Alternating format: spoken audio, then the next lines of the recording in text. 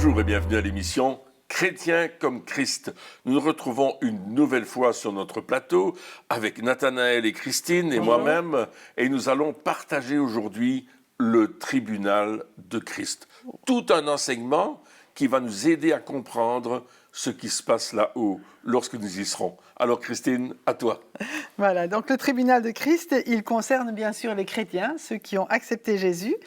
Et dans 2 Corinthiens chapitre 5, verset 10, nous lisons « En effet, il nous faudra tous comparaître devant le tribunal de Christ, afin que chacun reçoive le salaire de ce qu'il aura fait bien ou mal, alors qu'il était dans son corps. » Donc ici, ce « nous », Paul s'adresse bien sûr aux chrétiens corinthiens.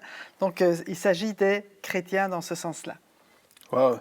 Et donc, c'est pas juste pour ceux qui ne croient pas en Dieu. Hein. On a déjà discuté de ça à l'émission précédente, mais c'est tellement important de réaliser que ça nous concerne et ce qu'on a fait ou ce qu'on n'a pas fait, ça compte. Ça compte. Hein, les choses qu'on fait ou qu'on ne fait pas, les choix, chaque chose compte.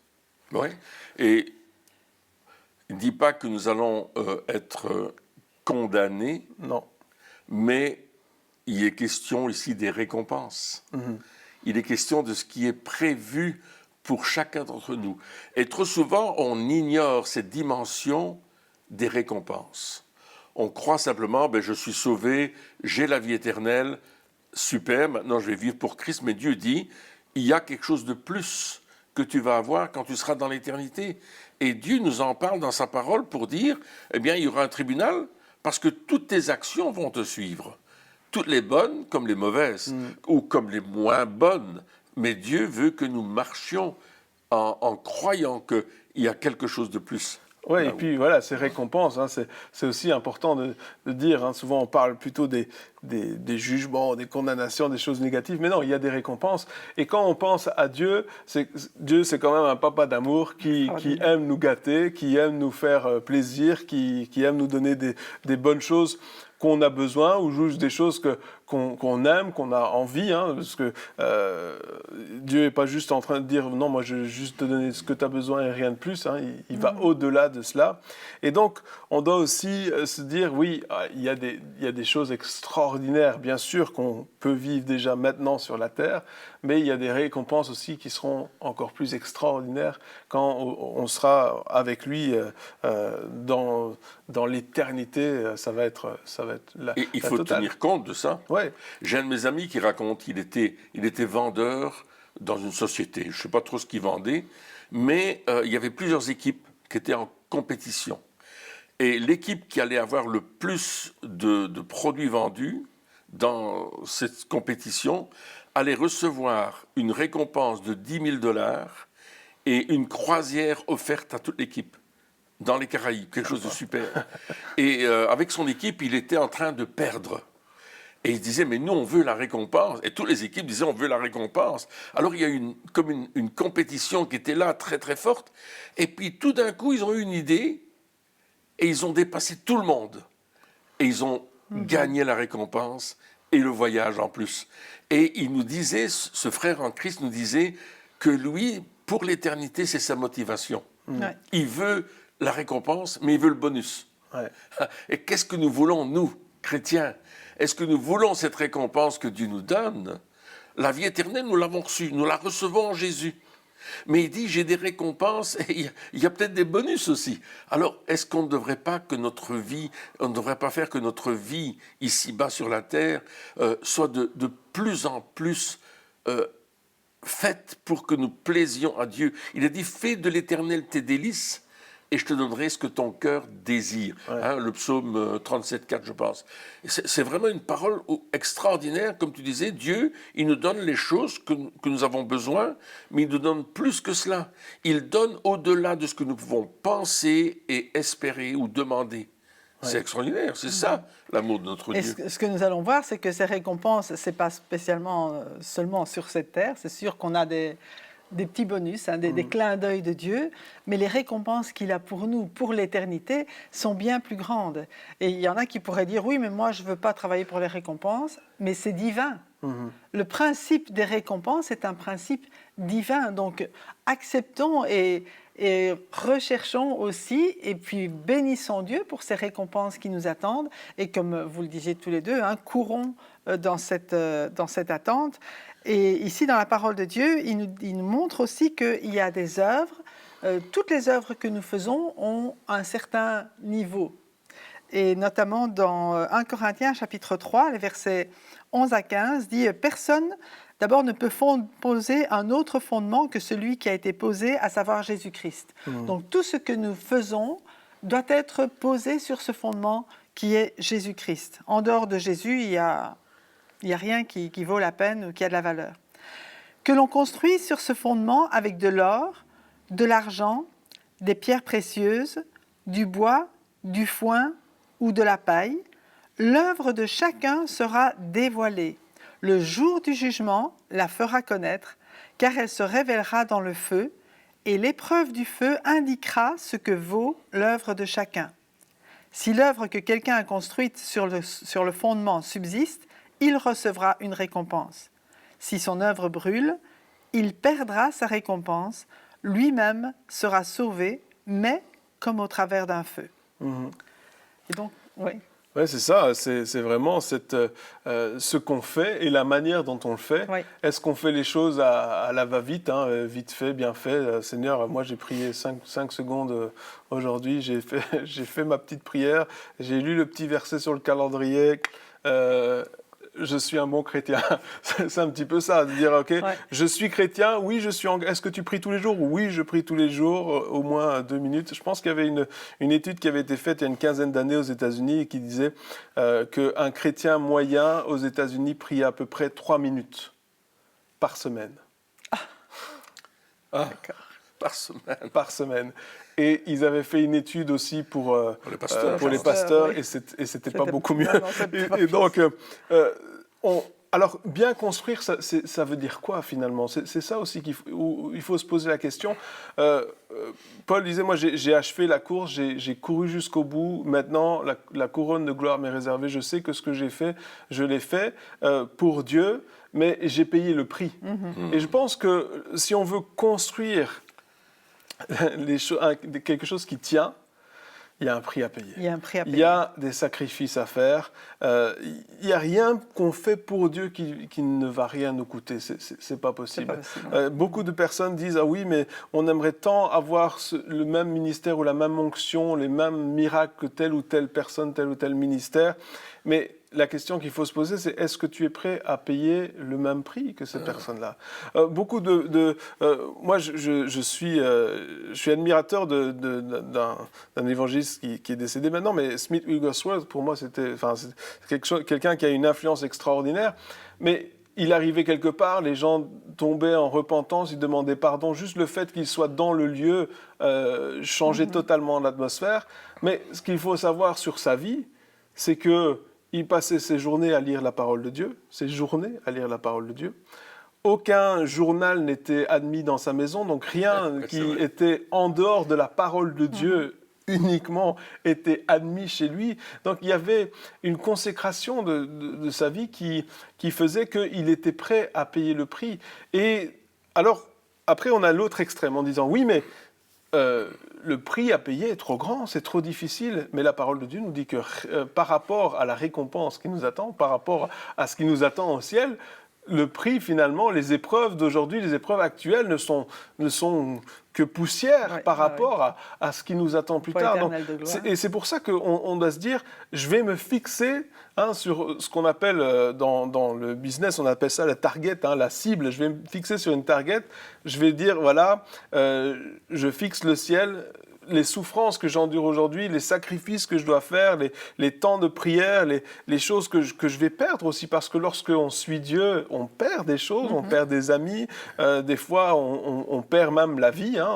On en parlait dans d'autres émissions, les chrétiens persécutés, ils perdent la vie, mais ils ont toujours ce but, cette récompense. Toujours, le but, c'est une récompense éternelle. Ça veut dire que rien ni personne ne pourra nous l'enlever. C'est vrai. Rien ni personne ne pourra nous l'enlever. Mais est-ce que nous sommes prêts, dans notre vie, à avec nos capacités. On n'est pas tous appelés à faire des choses et être connus par des milliers de personnes. Ça, pour moi, je pense que ça n'a pas d'importance. Est-ce qu'on est prêt, avec nos capacités, à faire les sacrifices nécessaires et prendre les engagements nécessaires pour que ce que nous construisions, même si c'est petit, Mais ça demeure. ça demeure. C'est quand même mieux de construire un petit truc qui reste plutôt qu'un énorme bâtiment qui s'écroule. qui flambe. Mais je pense aussi que l'or, l'argent, les pierres précieuses sont les œuvres du Saint-Esprit. C'est ce que le Saint-Esprit va provoquer en nous à travers la foi, à travers ma compassion pour les autres, à travers le don de moi-même et à travers le fruit du Saint-Esprit que je vais vivre et que je désire vivre. Tandis que le bois, le foin, le chaume représentent quand même les œuvres de la chair. Ouais. Des choses que je fais pour moi-même, pour me satisfaire, pour être connu, pour avoir du succès, etc. Impressionner la galerie. Hein. Pour rentrer dans ma destinée. Souvent, on parle de toutes ces choses-là. Mais l'important, c'est, encore une fois, ma communion avec le Saint-Esprit qui va me conduire dans ces œuvres-là et qui va me faire faire des choses auxquelles j'ai jamais pensé faire auparavant. Mais il va ouvrir des portes. Et il va en fermer d'autres. Je mets devant toi une porte que nul ne peut fermer, nous dit le texte de l'Apocalypse. Dieu nous ouvre des portes lorsque nous le suivons. Il va nous conduire porte après porte, chemin après chemin, dans des endroits où peut-être on n'a jamais pensé aller. Mais lui va nous conduire. Et les œuvres que nous allons faire, on va les faire en fonction de Jésus. Je les fais pour Christ, par Christ, avec Christ, dans le but de glorifier Christ, et pas de glorifier quelqu'un d'autre ou quelque chose d'autre. Mais Jésus dit que plus je vais le contempler, plus je vais le recevoir, lui ressembler plutôt. Plus je vais être dans sa présence, plus il va m'apporter cette onction que j'ai besoin pour accomplir l'œuvre du Saint-Esprit. Donc, cette relation avec Christ, cette complémentarité avec lui, l'obéissance à la personne du Saint-Esprit dans ma vie, va me conduire dans des chemins tout tracés. Et encore une fois, en accord avec la parole de Dieu. Car il est dit que la révélation des paroles donne de l'intelligence aux simples. Encore, il y a un autre psaume qui dit que ta parole est une lampe à mes pieds, une lumière sur mon sentier. Donc il y a cette direction-là, en accord avec la parole de Dieu, conduite par le Saint-Esprit pour glorifier Jésus, qui va faire que je vais bâtir avec de l'or, de l'argent et des pierres précieuses. Et quand le feu va l'éprouver, ça va résister. Tout un programme. Ah oui. Et qui commence effectivement avec la motivation. Et dans Apocalypse chapitre 4, verset 11, il dit « Tu es digne, notre Seigneur et notre Dieu, toi le Saint, de recevoir la gloire, l'honneur et la puissance, car tu as créé toutes choses et c'est par ta volonté qu'elles ont été créées et qu'elles existent. » Alors pourquoi ce verset ? Eh bien, c'est pour montrer que vraiment ce qui est important, c'est que Dieu soit glorifié. C'est lui seul qui est digne de recevoir la gloire. Et notre motivation, ça ne doit pas être rechercher notre propre gloire, mais rechercher la gloire de Dieu. Il dit, cherchez premièrement le royaume de Dieu et sa justice, et puis tout le reste vous sera donné par-dessus. Mais ça montre que Dieu est celui qui va pourvoir à tous nos besoins, à condition que notre motivation, ce soit de rechercher et c'est facile de tomber dans le je veux plaire aux hommes, dans le regardez-moi, juste dans le dire je suis en train de servir Dieu. Alors au début on a cette motivation parce qu'on veut servir Dieu et une fois que ça commence à avoir un peu de succès, quand on voit qu'il commence à avoir des fruits, etc., alors des personnes viennent nous dire « Oh, c'est génial », etc. Et puis, au lieu de continuer sur notre lancée en disant « Non, je veux faire ça que pour Dieu, et ce que les hommes pensent, c'est bien, mais c'est pas ça qui me motive », on se détourne petit à petit, et on reçoit la gloire des hommes, on reçoit, Alors je dis pas qu'il faut pas, lorsqu'on nous félicite, qu'il faut pas dire merci et qu'il faut faire semblant de rien, disons merci, soyons simples, mais ce qui nous motive doit être de plaire à Dieu, et pas de faire quelque chose qui est tape à l'œil pour les hommes, mais on doit vraiment faire quelque chose qui plaît à Dieu et uniquement à lui. Et je crois qu'aujourd'hui, j'entendais des témoignages, il n'y a pas très longtemps, de ministères qui sont justement pas connus, qui n'ont pas de renommée internationale, qui n'ont pas de... mais où les fruits de ces ministères-là, de ces personnes qui servent Dieu, eh bien, les fruits sont juste extraordinaires. Mais ils ont décidé de rester sous les radars. Parce que justement, c'est là que ça devient dangereux. Oui. Alors, je ne dis pas qu'il ne faut pas être connu, ce n'est pas ça que je suis en train de dire. Je suis juste en train de dire que si c'est ça notre motivation, Ça, il ne faut pas faire ça pour on être connu, est au mauvais endroit. Si la motivation, c'est de dire « regardez-moi », on ne fait pas la bonne chose. Et si après, on peut... Il y a plein de dérives qui viennent, hein, les motivations financières aussi, toutes ces choses-là. Et c'est tellement facile de perdre notre objectif premier. La Bible nous dit, celui qui est debout, qu'il fasse attention de ne pas tomber. Et donc, en gardant les yeux fixés sur la récompense éternelle, en gardant les yeux fixés sur Jésus, en disant, Seigneur, moi, c'est juste à toi que je veux plaire. Alors, après, cette phrase-là, elle est dangereuse aussi. Parce que lorsqu'on dit ça, moi je veux plaire aux hommes et pas à Dieu. Non, souvent, à Dieu et pas aux hommes. Ouais, à Dieu et pas aux hommes, pardon. C'était pour voir si. Eh bien, on peut tomber dans le je suis rebelle à l'autorité et je vais plaire. Non, mais c'est vrai, je vais plaire à Dieu plutôt qu'aux hommes et les hommes, ils n'ont rien à me dire. Alors, non, c'est pas ça que ça veut dire. soyons équilibrés. Dieu, on a des autorités qui Mais sont au-dessus de l'important, nous. c'est de ressembler à Christ. Tout à fait, tout à fait. Et je me Et souviens... Christ était soumis. Christ est soumis au Père. Il est soumis au Père. Et... Il ne faisait rien sans avoir vu ce qui se faisait au Père. Et c'est pour ça que c'est important de remettre ça dans son contexte, dans la juste valeur de cette phrase. Oui, il faut être soumis à Dieu et pas aux hommes, mais oui aussi, hein, comme on vient de le dire, Christ avait aussi été soumis au Père. Donc il y a toujours... on est fait pour travailler ensemble. Voilà, on exactement. est redevable. Soyez soumis les uns aux autres dans la crainte de Christ. Il y a des gens qui nous ont précédés, qui nous ont appris des choses, on est redevable. Par les bonnes choses qu'ils nous ont apprises, on est redevable de rentrer là-dedans. Et il y avait ce récit d'un missionnaire qui arrive dans un village perdu au milieu des montagnes, je ne sais plus dans quelle région, et puis il vient annoncer Jésus. Il dit, je suis venu vous annoncer le Fils de Dieu, Jésus, qui peut changer votre vie. Et là, le chef du village, il dit, mais Jésus, on le connaît. Il dit, comment vous connaissez Jésus? Il dit, oui, il a vécu parmi nous. On peut vous montrer où il habitait. Et il dit, et tout ce village avait cette philosophie, ou plutôt cette foi en Jésus-Christ, et il vivait dans ce village comme Jésus voulait qu'on vive. Et puis ils ont dit, mais oui, Jésus, il a vécu parmi nous. Et en fait, c'était un missionnaire qui était venu vivre au milieu d'eux, et toute sa vie, il avait vécu comme Christ aurait vécu. Il avait aidé les gens, il avait béni les personnes. Et les gens ont dit, mais on peut vous montrer où il habitait ici.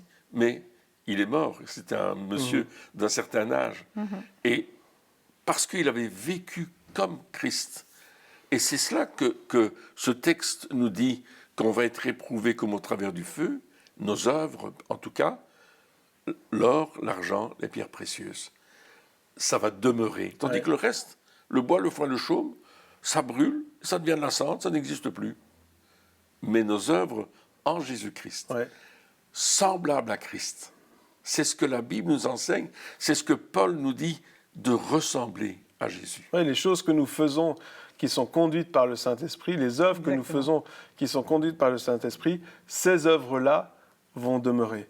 Et le but alors dans notre vie, c'est quoi? C'est de faire le plus d'œuvres possibles qui sont conduites par le Saint-Esprit, plutôt que des œuvres qui peut-être sont tape à l'œil, qui ont l'air bien, qui ont une bonne philosophie, mais qui ne sont pas ce que Dieu nous appelle à faire. Et des fois, on fait les deux. On fait des œuvres conduites par le Saint-Esprit, et puis on fait des œuvres à nous, sur le côté, on fait nos petits machins. Mais le problème, c'est que nos petits machins, ils prennent de plus en plus de place, et finalement, on arrive à la fin de notre vie où Dieu il va dire, OK, t'as construit quoi? Et là, on va arriver avec une petite voiture ou avec une maison miniature, et voilà, c'est tout ce qui reste. Et le but, c'est pas ça. Le but, c'est de se dire maintenant, encore une fois, comme on parlait dans l'émission précédente, on se pose les bonnes questions.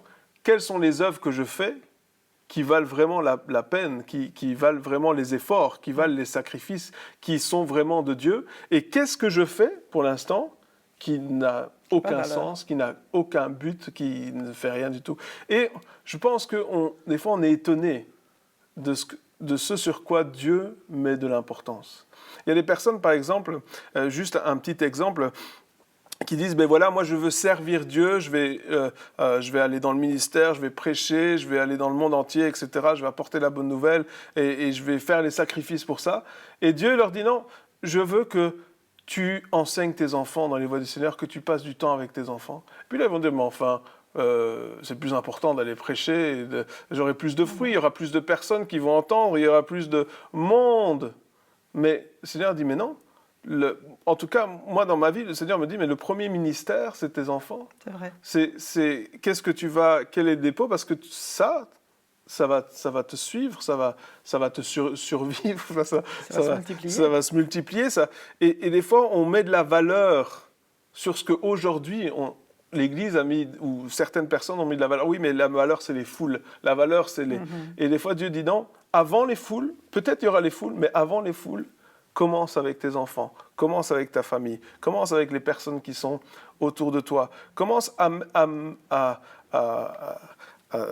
transmettre ce que tu as reçu et mets de la valeur sur les choses qui ont vraiment de la valeur, parce que ça va rester.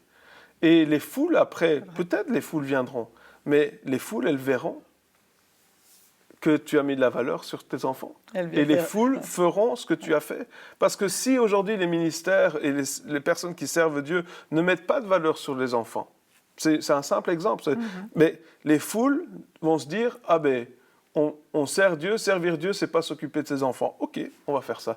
Et on voit aujourd'hui où en est la société chrétienne. Je parle pas je parle de la société des croyants. Où en est la société des croyants avec les enfants, les familles, avec la famille, où en sont les familles chrétiennes? Nulle part. Pourquoi? Parce qu'on a eu des exemples, et je ne veux pas mettre la faute sur personne, mais on a eu des exemples de personnes qui servent Dieu, qui visent les foules, et la famille n'a aucune importance. Et on dit, oui, mais c'est pour Dieu. Non, non, non.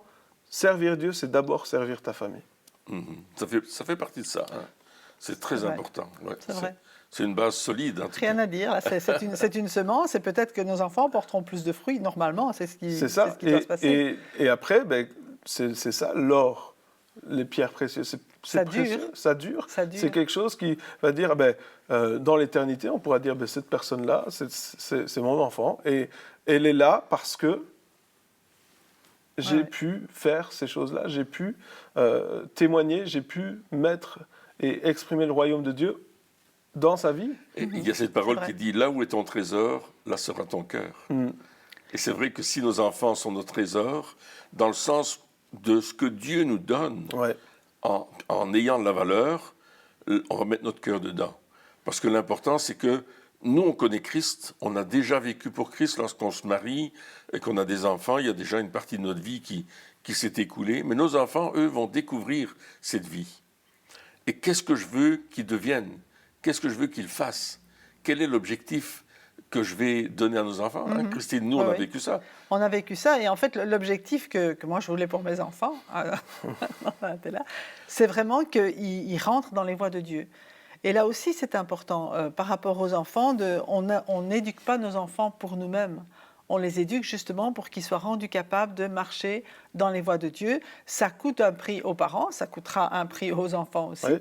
Mais l'important, c'est ça, c'est qu'ils rentrent dans ce mouvement de dire, OK, on veut servir Dieu, on veut que notre vie, elle serve pour ce que Dieu nous a préparé. Parce que l'important, c'est que Dieu, il a préparé de bonnes œuvres pour chacun d'entre nous. Il ne nous a pas seulement sauvés pour qu'on soit au ciel avec lui pour l'éternité, mais il nous a sauvés, il nous a laissés sur cette terre en nous donnant... Il y a quelque chose de prêt. Il y a l'empreinte de ses pas qui est là. Et lorsque nous apprenons à marcher dans ce que lui, il a déjà préparé, avec la puissance du Saint-Esprit en nous, eh bien là, on va vraiment accomplir l'œuvre qu'il désire, et ce seront des œuvres en or, ça va demeurer. Ça va demeurer. Et c'est pour ça que, encore une fois, on le répète beaucoup durant cette émission, mais c'est maintenant qu'on se pose les bonnes questions. Oui. Quelles sont les choses que je fais qui n'ont pas d'importance, que je peux arrêter? quelles sont les choses qui ont de l'importance et quelles sont les choses que je ne fais pas encore, Oui, que je devrais faire. c'est vrai. Ça ne sert à rien, je ne parle pas de se mettre 36 000 choses en plus, de se mettre un poids supplémentaire, mais si on enlève certaines choses, on peut en ajouter d'autres. Ou celles qui ont déjà de l'importance, on peut dire, OK, celle-là, ça, je vais vraiment me consacrer à ça. Et je pense que c'est des questions qu'on doit se poser plus d'une fois.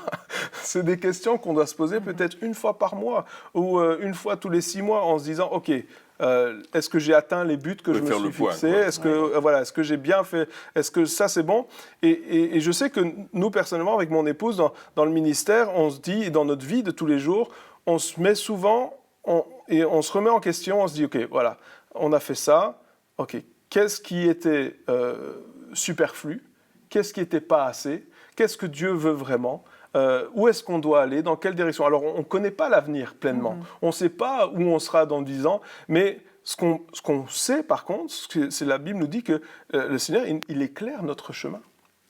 Il éclaire notre sentier. Ouais. Et donc, s'il éclaire notre sentier, et ce n'est pas une petite loupiote, c'est des bons gros phares.